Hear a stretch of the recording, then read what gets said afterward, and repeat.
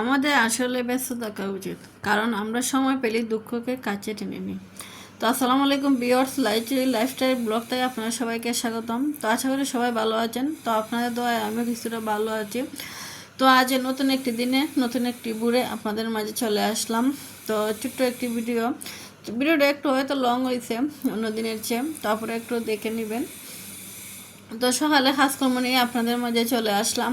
তো আসলে সকালের অনেক ব্যস্ত থাকে, যার কারণে সকালের সময়টা আসলে আপনাদের সাথে ক্যামেরা বন্দি করে রাখতে পারি না, যেহেতু আমার মেয়ের স্কুল থাকে, তারপর আমার অফিসও থাকে, এর মাঝে আবার ধরেন আমার স্টুডেন্টরও থাকে, সব কিছু মিলে সকালে ভিডিও করা সম্ভব হয় না।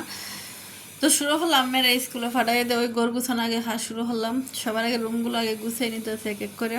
আসলে রুমগুলো গুছাইতে অনেক সময় ব্যাপার, তারপরও একটু একটু করে সময় দিয়ে চেষ্টা করতেছি রুমগুলো সুন্দর করে পরিপাটি রাখতে। আসলে পরিচ্ছন্ন পরিষ্কার হয়েছে আমাদের একটা ইমানের অঙ্গ। তো যতটুকু পারা যায় ততটুকু চেষ্টা করি পরিষ্কার পরিচ্ছন্ন থাকার জন্য। যেহেতু নিচতলা বাসা অনেক ধুলাবালু জমে, তো প্রতিনিয়ত আমাকে এগুলো পরিষ্কার করতে হয়। হয়তো ফার্নিচারগুলো আমার তেমন কোনো দামি না, কিন্তু প্রতিটি ফার্নিচারই আমাদের পরিশ্রমের ফল। আর এগুলো অনেক কষ্টের জিনিস। আসলে একটা মায়া থাকে, প্রতিটি জিনিসের প্রতি একটি স্মৃতি থাকে, একটি মায়া থাকে। হয়তো অনেক আপুদের অনেক সুন্দর সুন্দর ফার্নিচার, কিন্তু আমার এত সুন্দর ফার্নিচার নাই, কিন্তু তার মাঝে আমি সুখ খুঁজে পাই, আমারও অনেক স্মৃতিগুলো মনে পড়ে।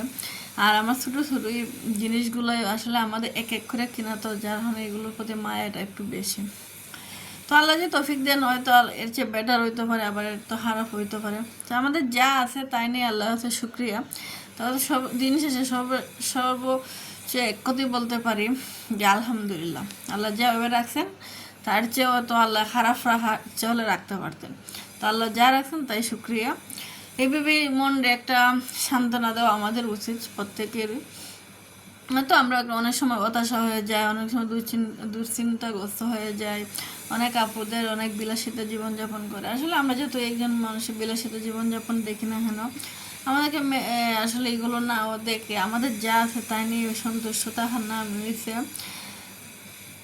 আল্লাহ পছন্দ করেন। আর এর মাঝে অনেক দুঃখ কষ্ট সব কিছু থাকে আমাদের জীবনে, সব কিছু ফেস করতে হয়। সবার জীবন হয়তো একরকম না। মাঝে মাঝে অনেক সময় নিজেকে অনেকভাবে ব্যঙ্গে পড়ি, আবার নিজেকে আবার নিজের মাঝে গড়ে তুলি। আবার নিজের আসলে সুখ খুঁজে সব কিছুতেই পাওয়া যায়, আমরা সুখটা আসলে খুঁজে পাই, চেষ্টা করি না, যখন সুখটা আমাদের কাছে ধরা দেয় না। তো আমার এই বিছানাদরটা আমার অনেক শখের, আমি অনেক শখ করে বিছানাদরটা অনলাইন থেকে আনাইছিলাম। তো এর মধ্যে আমি একটু সুখ খুঁজে পাই যখন আমার রুমটা একটু পরিপাটি থাকে, একটু গুছানো থাকে, খুব আমার ভালো লাগে। দিন শেষে আমার এখানে জানি পৃথিবীর যে প্রান্তে থাকি না এখানে এই রুমটা এসে যখন আমি শুয়ে থাকি, তার চেয়ে পৃথিবীতে শান্তি মনে হয় আমার আর কিছু নেই। তো এটা রুমটা একটু গুছিয়ে নিবা, এটা আমার বেডরুম। তো বিছনা যেহেতু প্রতিদিন নিয়ত সকালেও একবার গুছানো হয়, আবার রাত্রের সময় ঘুমাই তখন আমি তুলে গুছিয়ে এইভাবে সুন্দর হয়ে জেরে তারপরে বিছনাটা আমি খইরা তারপরে ঘুমাই। তো সেহেতু প্রতিনিয়ত যেহেতু বিছনাটা তোলা হয়, তো তো সবগুলো একটু জারই আছে, তাই এগুলো আর জার নিলাম না আজকে। আসলে আজকে অনেকগুলো কাজ, এর মধ্যে এগুলো সব শেষ করে আবার রান্না করতে হইব, তাছাড়া রান্নাও একটু ঝামেলা আছে। তো ভাবলাম একটু তাড়াহুড়ো কাজগুলো শেষ করতেছি। আমাদের গৃহিণী আসলে ব্যস্ততা শেষ হয় না। একজন গৃহিণী কখনো বাচ্চার পড়াশোনা, তার স্কুল, তার খাওয়া, আবার সংসার, আবার অনেক কিছু মাথায় নিয়ে তাদেরকে চলতে হয়। আমাদের প্রত্যেক গৃহিণীর লাইফ অত অত সহজ না, আবার এত কঠিনও না। আমরা যেভাবে যে এরকম জীবনটাকে ফেস করি সেরকমই। তো আল্লাহ আমাদেরকে সুস্থ রাখতে, প্রত্যেক বাচ্চার দোয়ায় যেন আল্লাহ আমাদেরকে মাদেরকে অনেক অনেক ধৈর্য শক্তি দেন, এই কামনাই করি। আসলে প্রত্যেক মায়েরাই অনেক জীবনে যুদ্ধ করে। এই যে সকাল শুরু হয় যখন আমাদের কাজ, আবার রাত্রির মাধ্যমে শেষ হয় আমাদের কাজ। কিন্তু কাজ যখন শুরু করবেন দেখুন কাজ আর শেষ হয় না, সারাদিনই কাজ করা যায়। তো যতটুকু পারি নিজেকে একটু পরিপাটি করে রাখার চেষ্টা, রুমটাকে পরিপাটি করে রাখি। আমি নিজের শরীরে তত যত্ন নিই না যতটুকু যত্ন আমার রুমগুলোর ফার্নিচারগুলোকে যত্ন। দেখেন আমাদের মধ্যবিত্তদের কিন্তু একটা জিনিস ইচ্ছা হলে কিনতে পারি না। আমার ড্রেসিং টেবিল আয়নাটা যেহেতু বাসা চেঞ্জ করার সময় নষ্ট হয়েছে, তো অনেক দিন হয়ে গেছে কিন্তু আমি এটা চেঞ্জ করতে পারতেছি না। তো আমাদের মধ্যবিত্ত লাইফটা আসলে অনেক জটিল, অনেক কঠিন, একটু মানিয়ে নেওয়া লাগে। ওই তো একটা দিয়ে হাঁস সাইড নিতেছি, আমার আলমারির আয়নাটা দিয়ে আমার হাঁস সাইড নিতেছি। এখন যে সময় সময় হয় সুযোগ বুঝে হয়তো কিনবো, নাহলে আয়নাটা লাগাবো, এটা কিছু একটা যে কোনো একটা ব্যবস্থা করবো। তো আমাদের অনেক সময় অনেক কিছু স্যাক্রিফাইস করতে হয় আমাদের সুখের জন্যই, আমাদের বাচ্চাদের ভবিষ্যতে ভালোর জন্য। তো এক এক করে কথা বলতে বলতে আপনাদের সাথে আমার কাজগুলো গুছিয়ে নিলাম, তো রুমটা গুছিয়ে নিলাম। তো এদিকে সকাল এগুলো আগের দিনে কাপড়, তো সকালে ঘুমতে উঠে এগুলো রোদে দিয়ে দিছিলাম। তখন হঠাৎ করে দিকে একটু একটু অন্ধকার করলো, তাড়াতাড়ি ছাদে চলে গেলাম, গিয়ে কাপড়গুলো নিয়ে আসলাম, এনে গুছিয়ে রাখতেছি। আর যে যার রুমের কাপড়গুলো রুমে রাখতেছি। বৃষ্টির দিনে কাপড় শুকাতে একটু ঝামেলাই হয়, তারপরেও ধরেন একটু শান্তি পাই। যে গরমটা প্রচণ্ড গরম আসলে সহ্য হয় না, আর গরমের মাঝে দেখবেন কাজ করতে খুব কষ্ট। তো যেহেতু রোদ কম, তো ভাবলাম যে যেহেতু কাপড়গুলো শুকাই গেছে তাই নিয়ে আসি। তো কাপড়গুলো গুছিয়ে চলে আসলাম অন্য একটা বেডরুমে। তো চাদরটা চেঞ্জ করা হইতেছে না, এখন তো বৃষ্টির দিন তাই আরও চেঞ্জ করলাম না। তো বৃষ্টিটা কমুক তারপরে চেঞ্জ করব। আসলে এইভাবে করতে করতে আমার বিছানার চাদরটা অনেক দিন হয়ে যায়, চেঞ্জ করা হইতেছে না। অবশ্যই এই রুমে কেউ থাকা হয় না, যে এখন আর তেমন একটা গুরুত্ব দিতেছি না। ভাবতেছি সময় বের হয়ে একদিন গুছাবো, বিছানা চাদরটা ধুয়ে দেবো। আর এই তো এক করে আপনাদের মাঝে আমি কাজগুলো শেয়ার হয়ে নিতেছি। তখন রুমটা ভাবলাম হয়তো গুছে অফ ক্যামেরা, কিন্তু আমি রুমগুলো সব মুছে নিছি। আজকে সব রুম মুছে নিছি, যেহেতু হালকা আমি অনেক ব্যস্ত থাকবো, তো রুমগুলো মুছা সম্ভব হইতো না, আর একটু ভালো করে গুছানো সম্ভব হইতো না।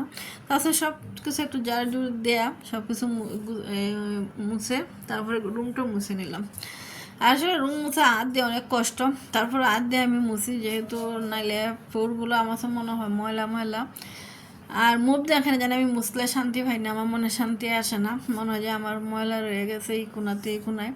আমি যে যখন রুমটা মুছি তখন আমি প্রতিটা কোনায় কোনায় প্রতিটি সিফা সাফা দিয়ে ময়লাগুলো খুঁজে বের করে তারপরে রুমগুলো মুছি। তো আমার রুমগুলো আসলে আমি নিজেই মুছতে বেটার ফিল করি। তো অন্য রুমগুলো এক এক করে মুছে নিলাম। তো আমার বেডরুমটা মুছে নিলাম, বেডরুমটা মুছে নিলাম। আসলে আমাদের ড্রয়িং আর বেডরুম একই ফুরে গেছে।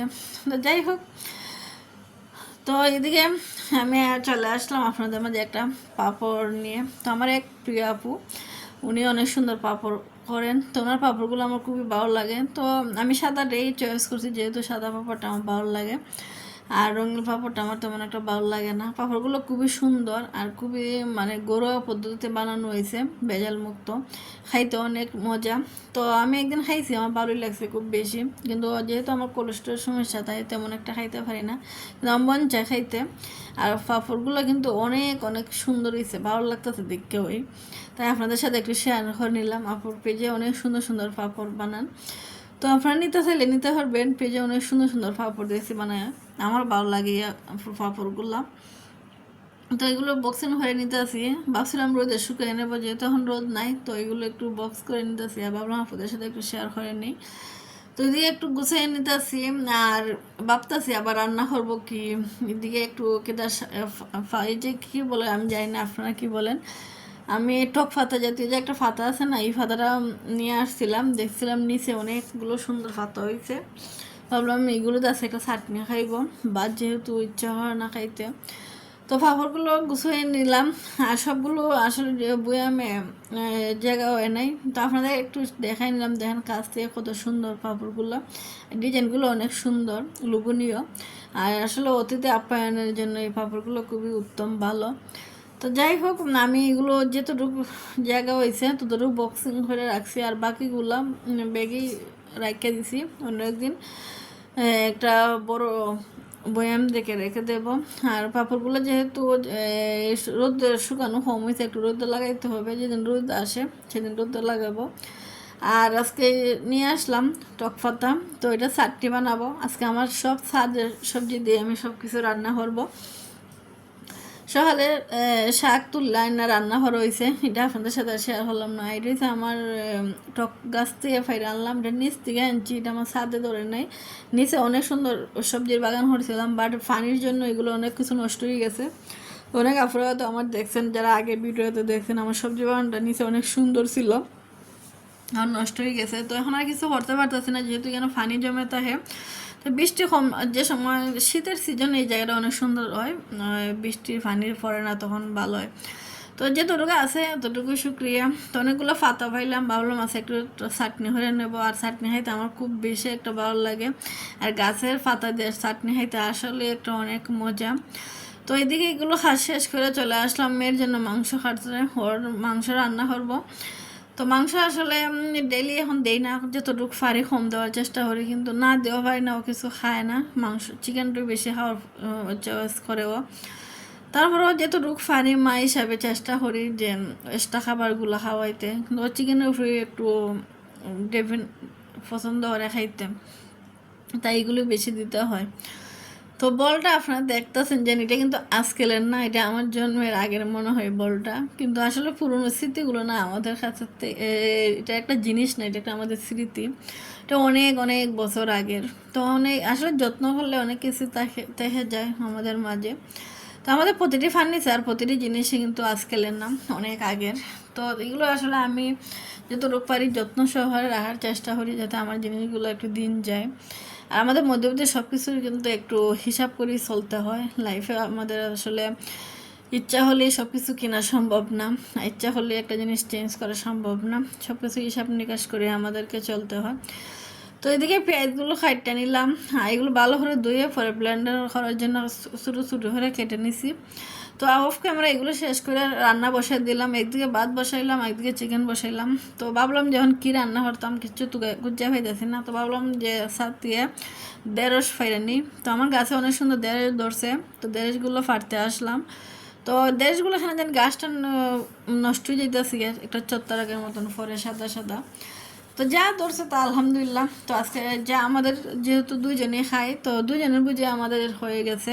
তো আজকে আমি কিন্তু সাদে সব কিছু দিয়ে রান্না করছি, শাক রান্না করছি, চাটনি রান্না করছি, এদিকে দেড়ের রান্না করছি, হাসা মরিচা আমার গাছেরই। তো আছে সব কিছু আমার স্বাদের, যখন একটু ভালো লাগে দেখবেন নিজের গাছের স্বাদের জিনিসগুলো ফাইরা খাইতে খুব বেশি ভালো লাগে।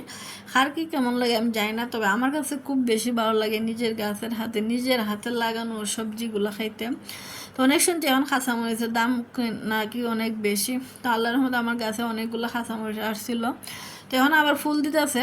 তো দোয়া করেন যাতে আরও আল্লাহ আমার বরকত দেন। তো আসলে প্রতিটি গাছে অনেক যত্ন নিতে হয়, এখন একটা তেমন একটা শরীরের এখানে যত্ন নিতে পারি না, যতটুকু পারি নেওয়ার চেষ্টা করি। তো এটি আমার নিচের সবজির যে বাগানটায় বলছিলাম, তো এইটাই। তো এটা আসলে অনেক গাছ জমে গেছে, এগুলো ক্লিন করাইব। তো এটা আসলে বৃষ্টির জন্য আমরা তেমন একটা কাজ করতে পারতেছি না, এখানে পানি জমে থাকে। তারই হচ্ছে কিন্তু খাইতে অনেক মজা লাগে, একটা মেহেদি গাছও লাগাইছেন আমার আম্মু।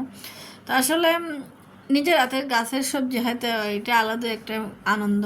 তো এদিকে আমার গাছে দেখেন কি সুন্দর দুন্দল ধরছে, এগুলো মানে আপনারা কি জানেন কি বলেন আমি জানি না, তো আমরা দুন্দল বলি। তো দুন্দলগুলো আমার খুবই ভালো লাগে, বাজি হয়ে ডিম দেখাইতে, আবার গাম মারাই তো অনেক ভালো এটা। তো আমার ছাদ বাগানটা আপনাদের সাথে একটু শেয়ার হয়ে নিলাম। তো পুরা বাইরেরা যারাই আছেন ভিডিওটা এখন পর্যন্ত আমি জানি না খেয়ে আছেন, তো যারাই আছেন দেখে নেবেন, আপনাদের জন্য দোয়া আর ভালোবাসা রইল। আর ভিডিওটা আপনাদের মাঝে একটু লম্বা হয়ে গেছে, এটার জন্য আমি সরি। তো ভালো থাকুন ভিউয়ার্স, আসসালামু আলাইকুম, আল্লাহ হাফেজ।